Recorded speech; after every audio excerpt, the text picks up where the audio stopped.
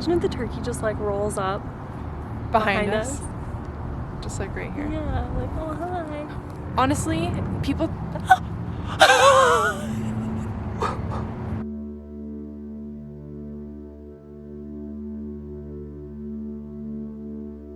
Hello, Paranormies! Welcome back to the light side of the paranormal. I'm Jenna. And I'm Alice.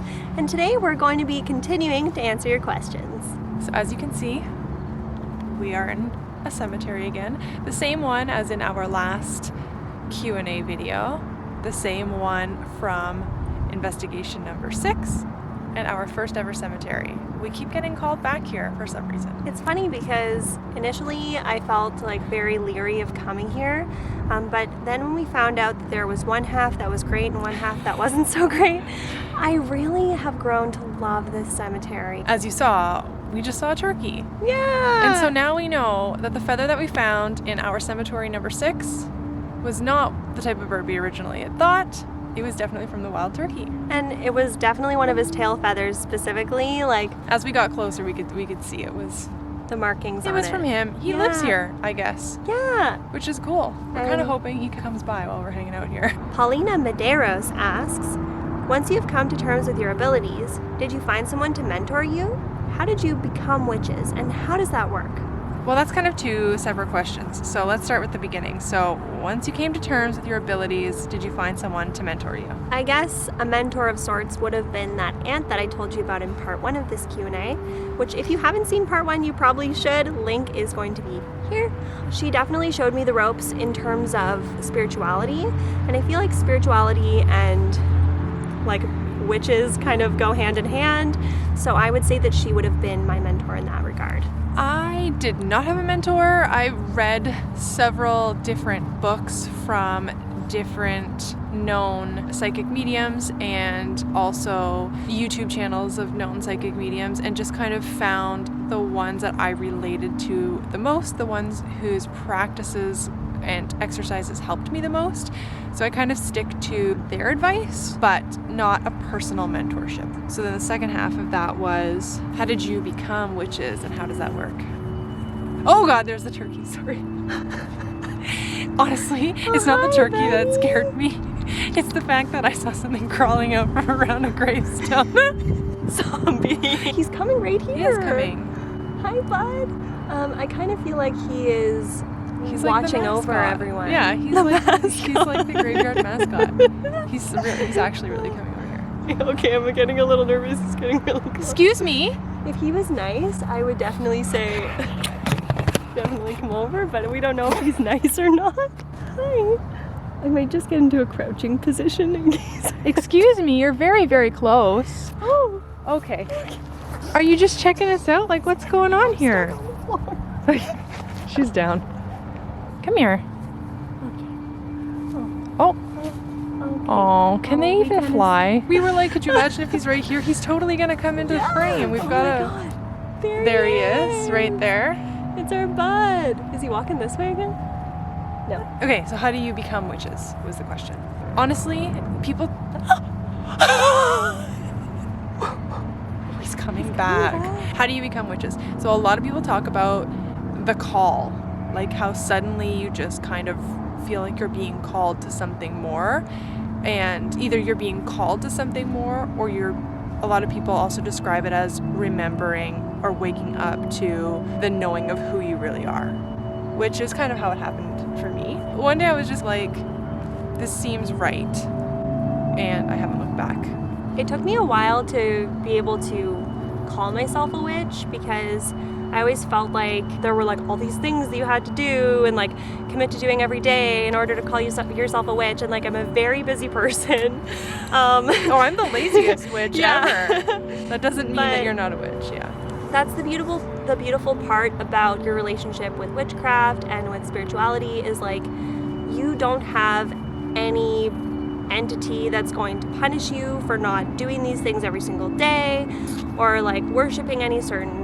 There's no guilt. Yeah, no, not at all. Your relationship with that is yours, and it's completely customizable to your lifestyle. And yeah, so I would say for me it was a slow build of just like, as you guys know from part 1, like I've been exploring these things for a very long time. And after 26 years of my life, I finally just was like, okay, I feel like I've done enough to be able to confidently take on that title. For me, it was like having all of these experiences and beliefs that kind of didn't fit the mold of the religion, of the upbringing that I had. Being raised in a religion that teaches you that that's wrong, my heart kind of always told me that it was right. And I'm not talking like devil worship. No. Harm none. Yeah. Harm none. Anyway, it was just knowing all of a sudden. But I know it's not like that for everybody. Mm-hmm. She's also asked a few questions, so we'll answer the next one, which was how do you find a reputable person to do readings? Not necessarily future, but current energy, and see if we have a presence attached, good and bad, etc. Word of mouth, I think, would be the best. And trial and error, really. Like, I think that you could meet with someone who's offering these services and know within the first 5 seconds of talking to them if this is a good energy match for you, and then you can proceed. I often recommend that people will almost do like a consultation before actually booking their session, just to see if this is someone that you're going to be compatible with, because everyone's different and everyone will vibe differently. She also asks, what is the scariest thing you both have seen since embracing the paranormal, and do you even get scared anymore? Oh, yes. Jenna does. I get scared thinking back to the experiences I had when I was really young, thinking, how did I not freak out? Because I think I would have freaked out more if that happened to me today. Right. The things I survived as a kid. But that's why you're presented with more as a child, because you don't freak out. Yeah, I guess. Right? Yeah. I would say for myself that I approach most paranormal instances with curiosity before fear now. I just have this longing to understand and to learn more about it, especially with each particular instance. So I would say it's more of a curiosity than a fear. But of course, especially if something is a surprise. Something rushes up on you. Yeah. I really don't like when they do that. Yeah, that's just startling. Because they're not kind of giving you their energy first. They just... I have had one long experience with a negative entity in the past that I haven't told you guys about yet, and that is because I worry that speaking about it could bring it about again and give it some of my energy, and I really don't want to do that. But when I feel safe to talk about it, I will absolutely share that with you, and that would be an instance in the most recent scary years that I was actually scared. So many mosquitoes. So one of the scariest things I remember is I was really young. I might have been 8, waking up in the middle of the night and seeing multiple people standing around my bed. And I couldn't see their faces. I still don't know if they could have been anything, spirits, ancestors.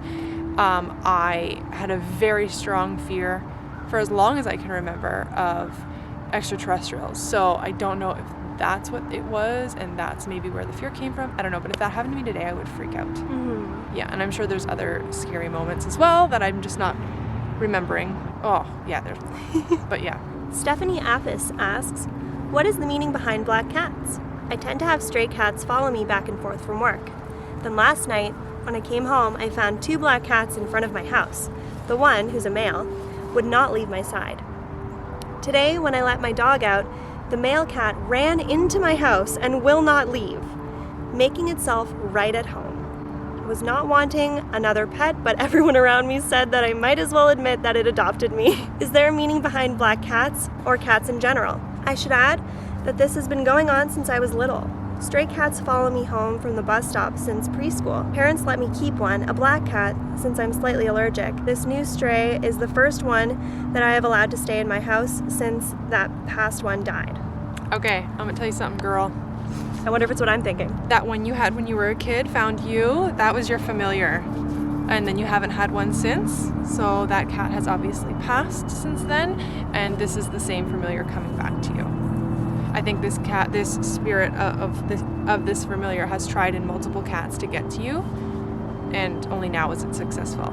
It would be interesting to know. You can comment if you're watching. Are you a witch? Do you relate to witchcraft, paganism, anything like that? Or are you open to it? Mm-hmm. Because this may be your call.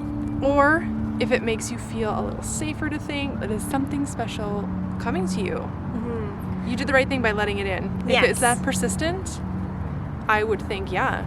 I know some people would, like we talked about in the first Q&A, be like, demon. Right. No, it's a demon cat. It's not a demon cat. Black cats get such a bad rap. I don't know what the meaning is behind a specific black cat. Well, it's superstitions, right? Yeah. For a long time, stories, legends were like, oh, they're bad luck, but that is completely a myth, and they are so misunderstood. And sorry, Yeah, they're the ones black that are cats are least the chosen best. at shelters and things like that. It's really, really sad. I mean, I guess you could Google what a black cat would mean specifically, but my first impression is, yeah, he chose you for a reason, so I would embrace that. You're lucky. So my thought was very similar to yours, in that it could be someone close to you that has passed away, or possibly someone from a past life that is wanting to be a part of your life now that was reincarnated. Very, very similar to Jenna. This is special. This is someone that loves you, that wants to be with you, and if you can, maybe just take some allergy meds or something and stick it out, because this is really, really good. It might really be worth it. And please keep us updated if anything else goes on with this cat. We are going to be like fully invested in this now. The last question that we have is from Evil Alex, and he asks, what are your favorite cartoons and TV shows from your childhood? You go first. Me? Yeah. Okay. So cartoons and TV shows. I mean, are we talking spooky things, or are we just talking in general? Let's do spooky. Okay. Let's do spooky. First and foremost, all-time favorite, Mona the Vampire. Oh, yeah. Show us your fangs. I was a teenager when that came out, but I remember like Right. little siblings of friends watching that. Cute. I really like Rugrats. Like, I don't know if Rugrats was like That's not spooky spooky, necessarily, but I just had to mention that I loved that a lot. And Arthur, especially the Halloween episodes, and like Jekyll, hi, Jekyll, hi, hi. Jekyll. I know that one, yeah. Yeah, like those are my jams. How about you? I loved Sabrina the Teenage Witch, obviously. Oh, me too. Yes. And if we're sticking with spooky, I really, really loved the Beetlejuice, the animated series. Oh yes. And, we're Canadian, so Are You Afraid of the Dark? That's a Canadian show? Yes. Oh my gosh, yes, Canada. I like Goosebumps as well, but Yes, Are You Afraid of the Dark is so good. Every time I'm at a campfire, I think of that. yeah, Oh, the best. We had somebody personal message us as well. I did say that if anybody sent us a personal message, I wouldn't use their name just in case that was the reason why they personal messaged. But somebody did ask us where we were based out of. We don't want to get too specific. I mean, some people who know us and follow us know where we are when they see the cemeteries, but we are based out of Ontario, Canada. Canadian girls. Lots of And bugs. that's it. That's all. Just in time because the bugs are swarming. As the sun sets. Thank you so much for sticking it out and watching this video. We really hope that we answered all of your questions accordingly. If you have any more questions for us, please comment on this video, or you can send us a DM, or you can send us an email. And if you enjoyed this Q&A, please give this video a Oh like. my god, there's a deer. Oh my god, there's so much wildlife in this cemetery right now. Oh my gosh, just sitting here. Oh my god.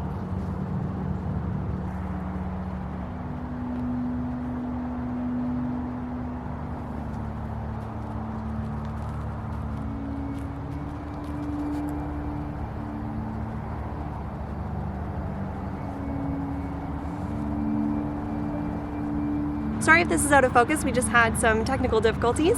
But if you liked this Q&A, please give this video a like. We want to see those thumbs going up, because that lets us know that you guys are enjoying our content, and we will make more videos like this. It is really blurry. Please make sure to subscribe to our channel if you haven't already, and click the notification bell so you get notified every single time that we upload new paranormal content. And live your life with love and light. And keep on creeping on. See you next time. Bye.